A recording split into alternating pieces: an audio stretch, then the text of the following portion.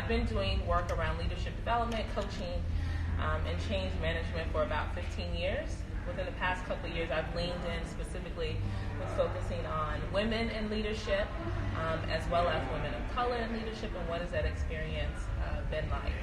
I own two businesses that allow me to talk about leadership and coach people. The first one is called Developing Capacity Consulting, and I work with individuals and organizations around adaptive leadership, which is the type of leadership I'll talk about in a second.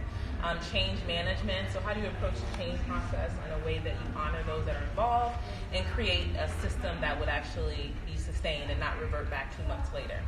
And then advancing social justice strategies. So, our philosophy with there is that we are train the trainers. We come in, and when we work with an organization, we help you learn the language, the habits of mind, and the practices that we use so that you don't become dependent on us. You're actually able to do this work when we're no longer with you. Doing that work and just me having a passion for social justice and equity in women, I launched a company about 4 months ago called the Be Free Woman, B as in the buzzing bee.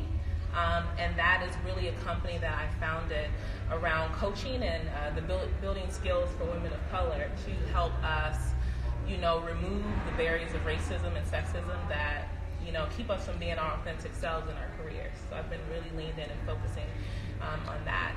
A part of my larger vision is not just to work with women of color and women in leadership, but also to partner with organizations that serve all women. And through Gracie, I developed a partnership, which I think is going to be a fruitful one, with Wilt, which is this idea of how are we talking about supporting women in sisterhood, but then also creating spaces to talk about women of color. So that's the background on me. But I'm here because I want to lead us in a conversation about what does it mean to exercise leadership as a woman today. And you'll hear me saying the exercise of leadership because there's a difference between leader and leadership. Leader is just authority that's given to someone in a position to perform a service. So if you're a CEO, you've been given authority to perform a particular service to an organization. We all know people who are in leader roles, but they're not exactly exhibiting leadership. Leadership is different. It's a set of practices. It's the way that we mobilize people together to tackle challenges and thrive, right? The exercising of leadership is not about maintaining the status quo. So I just wanted to start with a disclaimer between the two. Great. And a lot of my work in leadership is informed through the work of Dr. Ronald Heifetz. He teaches in the Harvard Kennedy School of Government. And that type of leadership is called adaptive leadership, which is how do you help people ensure that they're solving the right problems? And then two, how do you mobilize people to be willing to go against the grain with change? Meaning change requires loss for people, right? It's difficult. That's why people resist change, because there's a loss associated with it.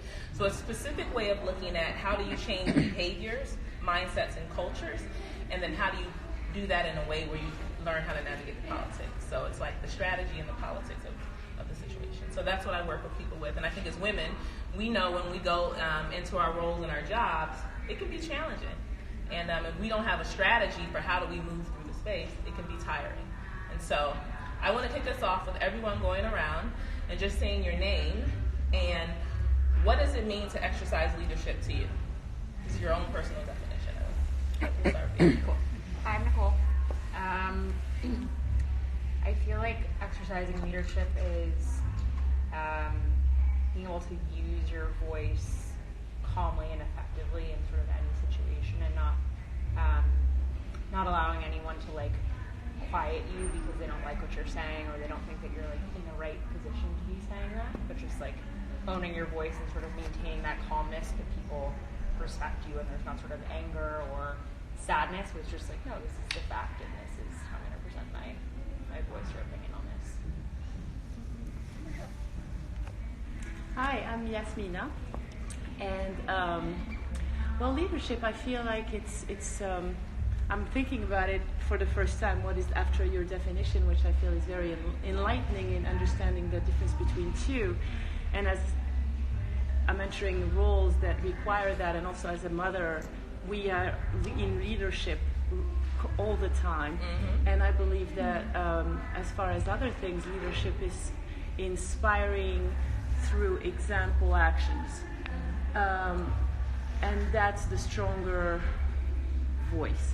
where sometimes what you say doesn't resonate with everybody in language as easily as your actions could do, which is a no language required action for me. Yeah, I'm Hannah, and I was actually thinking similar to kind of echo that. I think of the people in my life and also the people that, I respect in other capacities, and what they have in common, is being the example and showing up in the example and not even saying it, but just doing it and being it in a way that just inspires action within me to support that mission. Yeah. Hi, I'm Bronte. To me, when I think of leadership, I think it's important to maintain and embody a sense of like humility in leadership and like humbleness, because I feel like people who are humble and exude like humility, I feel like they're very approachable in the sense of like it's a vulnerable thing to be like, you know what I mean, to be humble and to be vulnerable, and so I think doing that, it just provokes like a deeper conversation, one that I feel like everybody can like jump on board with, and like humility in the sense of like admitting that like you don't have all the answers, because I think a lot of times I'm like a very like authority seeker kind of thing, where I like put a lot into like authority figures and like kind of rely on people. I'm like, oh, they must have all the answers figured out, but like recognizing that like they don't have it all figured out. I don't have it all figured out. We're all growing. We're all learning. They might know more than me about this certain thing. I might know more than them about this. So we can all just come together and shed light onto different issues and topics as women. So I'm Gracie. For me, it's interesting to kind of now as well, like separating both, like the leader and leadership, because I always kind of coincided with both of them. But for me, it's as well like just kind of standing up as well, like not only through words and communication, but through actions. Like that goes a long way. But also learning when to speak up, in terms of like if something's not going right, or if like it goes back to empathy and humbleness and just kind of connecting one another and making sure that that person stands up when need to.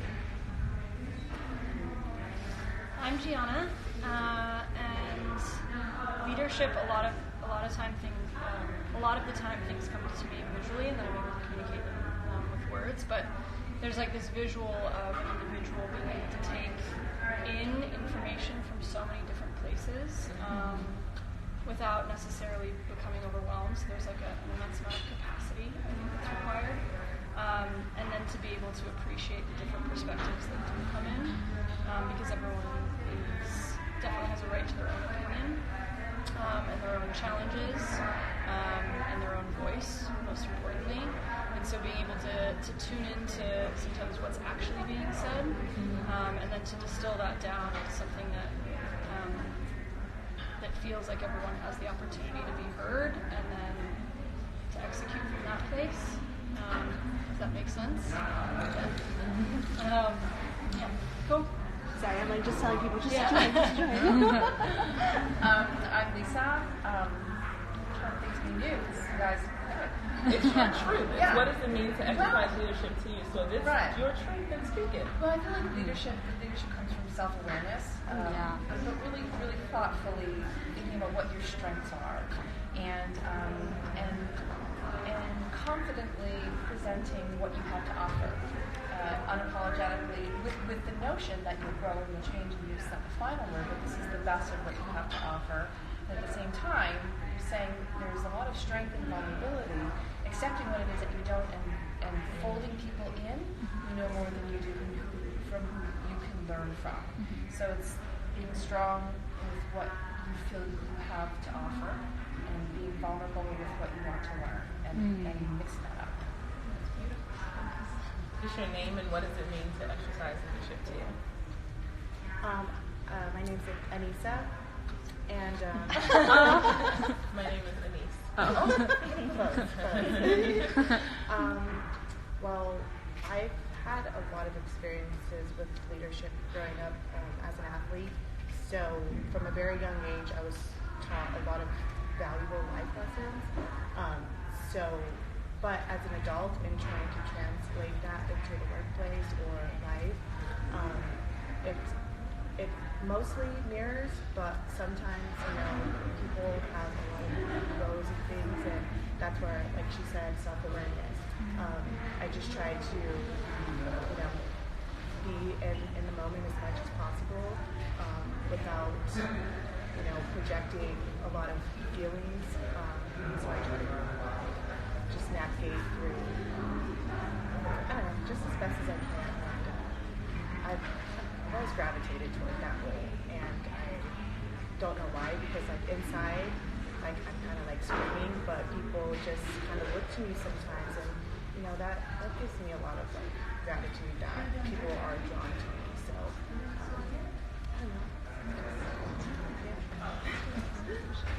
Awesome. I appreciated hearing all of your perspectives about what does it mean to exercise leadership, because we have our own unique way that we show up and exercise that in different environments. And specifically why I think it's powerful that Quilt is having this conversation, it's the kickoff to this particular event, is because, people are saying the future is female, no, the present is female. Right? The present is female, and actually we have always been instrumental to any sort of social change that's happened in the world. Women have been at the core of that, even if we were not given the credit for that. And so it warmed my heart to hear all of you talk about aspects of leadership that I would literally put on a slide when I go into to an organization or to work with an individual. It is about vulnerability. It is about listening to the song beneath the words, as we like to say, to be able to weave it together. It is about self-awareness. It is about being able to understand what the needs are of others. And so as you think about your own self and how you show up to exercise leadership, I want you to think about, where is an area where you are most confident? I can do this with my eyes closed. I have not one shred of doubt in my ability to exercise leadership in this area. On the flip side, you can answer either or both. Where do you feel like you're least confident with exercising leadership? You can answer both or one or the other. And it's open.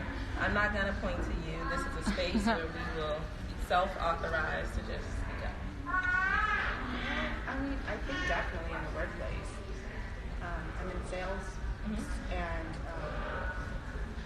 I'm not sure, I think it was you who said that people in power also don't always have the answers or what they're doing, and I work for a family-owned company, and that's literally what we do all day long.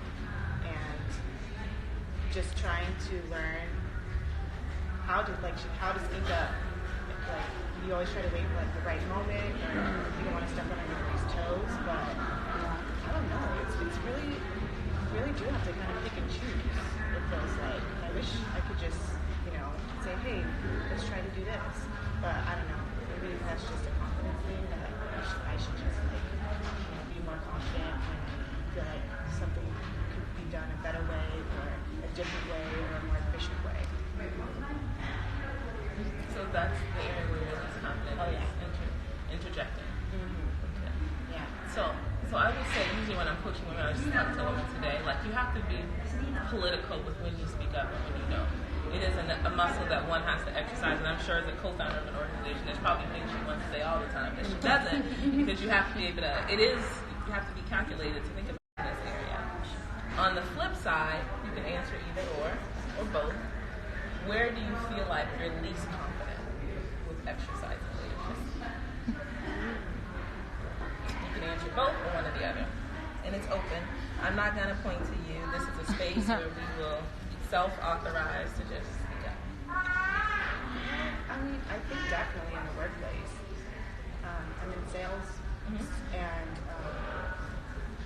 I'm not sure, I think it was you who said that people in power also don't always have the answers or what they're doing, and I work for a family-owned company, and that's literally what we do all day long. And just trying to learn how to speak up. like you always try to wait for like the right moment, or you don't want to step on anybody's toes. But I don't know. It's really, you really do have to kind of pick and choose. It feels like I wish I could just, say, hey, let's try to do this. But I don't know. Maybe that's just a confidence thing that I should just like be more confident and feel like something could be done a better way, or a different way, or a more efficient way. So that's the area where you're less confident. Oh, yeah. Interjecting. Mm-hmm. Okay. Yeah. So I would say usually when I'm coaching women, I just talk to women today, like you have to be political with when you speak up and when you don't. It is a muscle that one has to exercise, and I'm sure as a co-founder of an organization, there's probably things she wants to say all the time that she doesn't, because you have to be able to, you have to be calculated to think about and calculate in a good way of when do you speak up and when you don't. But anyone else? I feel like the area that I have the most confidence in is walking into in creating connection, in having absolutely no walls between human beings, where I feel like there could be a wonderful connection with people of any race, social status. Nothing stops me from finding beauty in anybody, and finding a link to connect to them and translating that to other people, so the community can get bigger and then be able to make things out of that, and also simply creating a feeling of well-being, I think, through connection.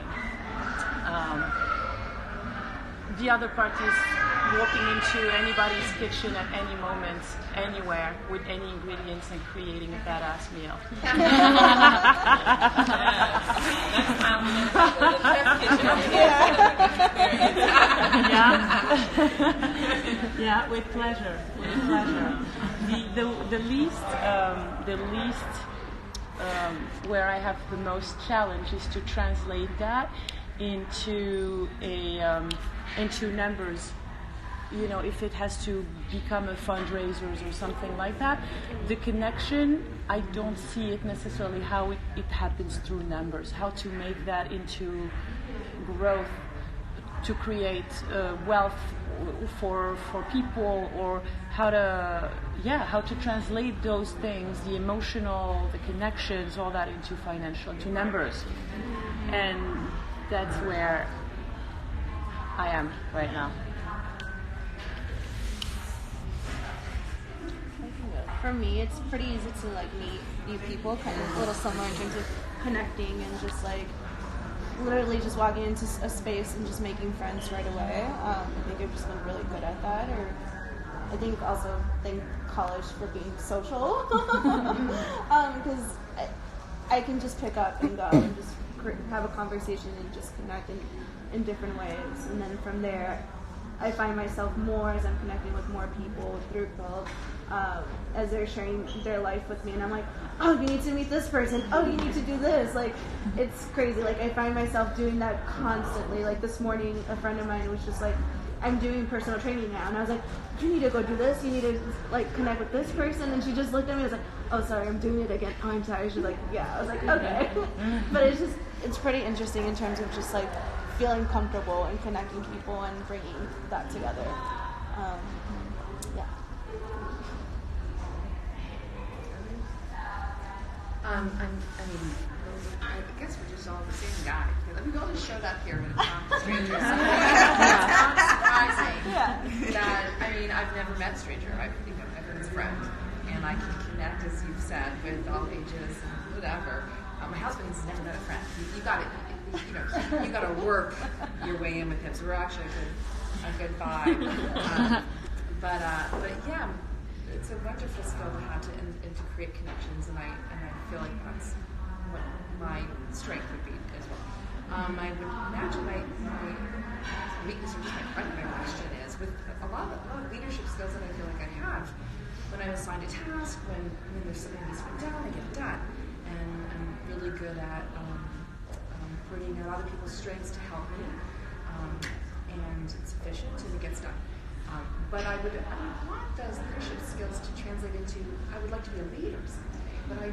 But it's so fascinating you mentioned the distinction between the two, because I feel like I would not or want to lead, and I'm wondering if I'm limiting myself. I would rather be the person on the ground in the field getting done. But I look at the leaders sometimes and I think, I could do that better, but then I don't. And part of it is I think it's restricting being the leader because you've got to factor in other agendas and keep things straight. But I'm always wondering why I'm not taking the next step to be a leader. With leadership skills, you think it would work out okay. So I would probably push you to say that you are operating in a role as a leader, but I think we have conflated it with a title. Like, I need to be the president of this or the vice president of this. That's why, it's important. I always make the distinction between leader and leadership. What we want in the world is for people to exercise leadership regardless of the position that you're in. Right? And so what I heard you saying as I was listening to the song Beneath Your Words is that you exercise leadership wherever you go. Right? You have people that, you are coaching and you are doing that already. One doesn't need a formal position. And, when I opened up and talked about leadership, you notice the definition didn't say a leader. It says the mobilizing of people, right? It doesn't have to necessarily have, a role. I mean, we can talk offline about all the things that come with having a positional title. But in reality, we all have authority that's given to us, right? You have authority that's formally given to you by a title of CEO, but you also have authority that's informally given to you. We all have two types. You have authority that's informally given to you because what I heard you say when you were sitting here is that people come to you. You actually exercise leadership. You are giving suggestions to people. That's authority. People are trusting your voice for something. And we don't just give people authority in our lives for no reason. We give them that because there's something about them that either motivates us or is a role model or shows us how to get things done. So don't you think that leadership in what you're saying is, like you say, and I feel very fulfilled in this role. It's less valued in society than being a leader, and I'm always being encouraged, you should go on, you should try for something. And I don't, because I kind of like what I'm doing, but it's interesting that I believe you, and I feel that leadership is important and valuable to lead, but the rest of society kind of got to be the leader to sort of get recognition. Is that just me? Well, I don't want to just keep it back and forth between us. I want other folks to hop in, and but I'm pushing again.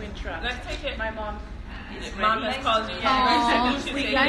And check out wearequote.com. There's a lot of great chats happening on here from a lot of great folks. Trust me. Thank you so Check much. it out. I'm looking forward to joining the platform. Hi. I don't want to keep it back and forth because I know there's other thoughts in the room. There's just so much more that we can dive into. I don't want to cut it off. One question that came to mind when you said that, I was like, it's so interesting. I think that, and I wonder if other people feel this way, like women are doers, I think, are more often women are really good at doing. They're like excellent at it. And I feel like sometimes I felt that way too, like sometimes it stops me from keep going because I'm like, I'm really good at like doing and for lack of a better word, like getting shit done.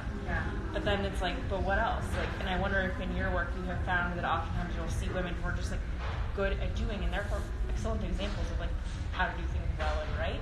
Then like, how do you take that next step of like, okay, I'm good at doing it. How can I help to lead people in doing it as a leader in a formal role? In a formal role as a leader. Also that's nice too. That's a whole other conversation. What I say all that to say is that again, I am a person that likes to push the envelope, and I'm comfortable with pushing the envelope in whatever organization that I go into. And especially, it turned out that I just ended up coaching mostly women. Oftentimes, white women and women of color. It just laid out that way when I was doing the work and when I'm still in the work. And you said doing. I'm doing things. I'm getting shit done. The definition of leadership is to mobilize people to tackle tough challenges and thrive. You tell me you get stuff done, which means you probably have challenges along the way, and you get stuff done, which means you accomplish whatever task it is. You don't do it by yourself because no one operates in a silo, so you pull people along.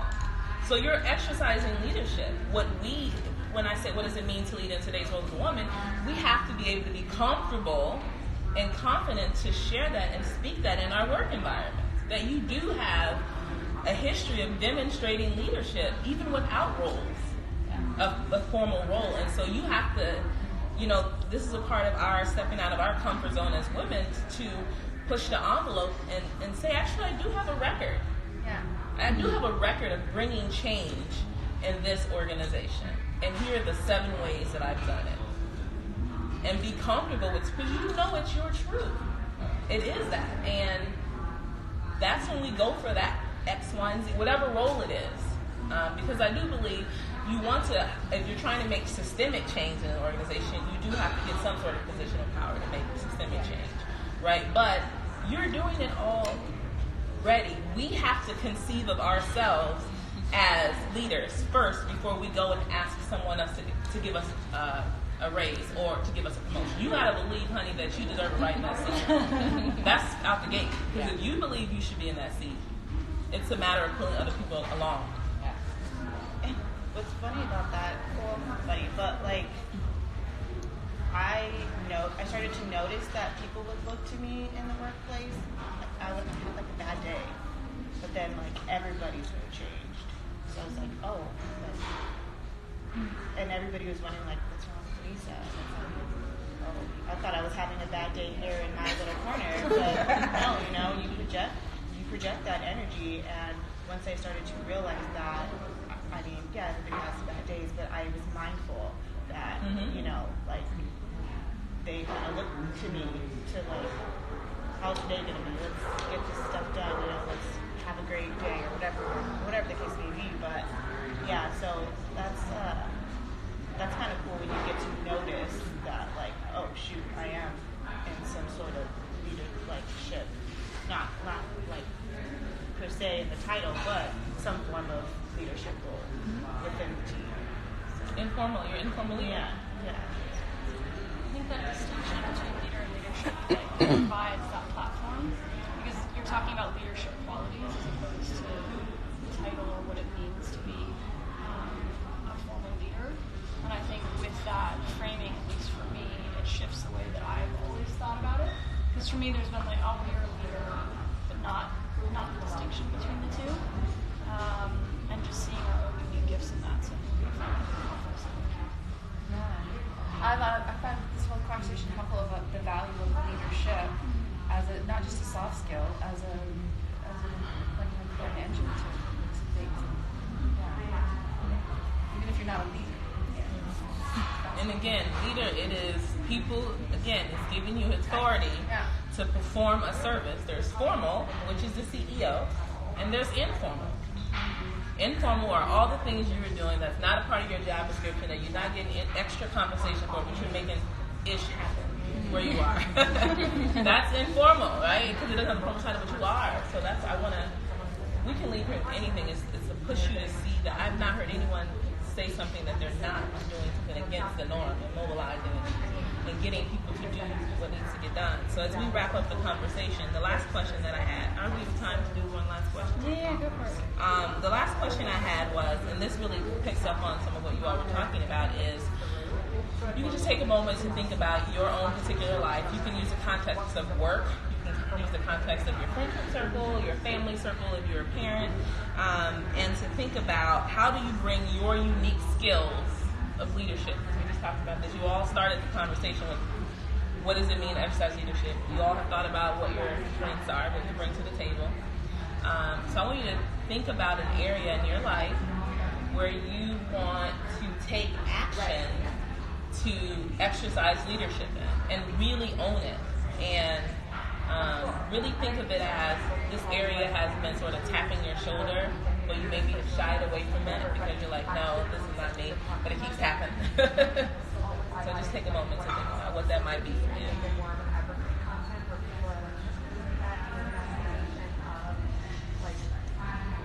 I'll go. So for me, it's always, and it's something that I never struggled with in my first business, but in this one, being a co-founder of a relationship, there is always a consideration of another person's opinion in a much more integrated way than I previously experienced. And so I think that there is, as you were speaking about earlier, that that there is a not in a manipulative way, but a calculation in regards to when you speak to certain things and when you don't, and a consideration of someone else's feelings or where things are at that day, and just being like, okay, maybe it's not that urgent, maybe we talk about this tomorrow. But something that I really am working on exercising, and something that feels relevant for me right now is that's fine to wait, but not to not speak. Because I think then, inevitably you can work through most things, if not arguably everything, on your own. You don't actually need to have conversations a lot of the time, whether that's your meditation practice or what that might be for people. But I think I have a tendency to fall into a habit of kind of like resolving it but never speaking, which I think can be a very slippery sign in some things. And some people don't appreciate that, and that's why I think it's also slow, because you think, problem, like to solve a problem, you need to talk to the problem. But like me, I have to figure it out in here before I can even address it, and that's something that I was going to say that I do want to get better with within my family, my intermediate family, because we want to lead with love, and so I like to take a minute to wait on it, think about it first, and then you end up just like, it's okay, it was yesterday, today's a new day, but sometimes the same things will arise again, and you want to address it, but you just let it go again, and you just keep letting it go because you just keep dealing with it on your own, So I think that's what